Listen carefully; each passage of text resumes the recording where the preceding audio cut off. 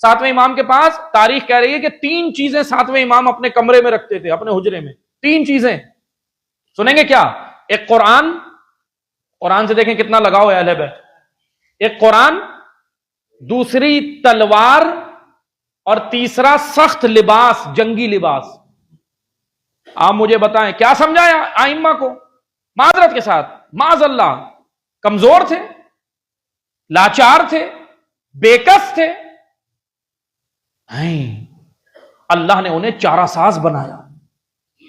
लेकिन हिकमत इलाही के तकाजे ये हैं। सुने, सातवें इमाम कमजोर थे, बिल्कुल कुछ नहीं कर सकते थे। नहीं, तीनों चीजें, जंगी लिबास हर वक्त अपने साथ रखते थे, और तलवार और कुरान। ये किस बात की अलामत है?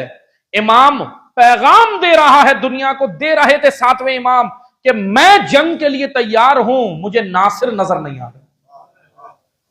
कमी इमाम में नहीं है, कमी मुझ में है, कमी पैरोकारों में रही है।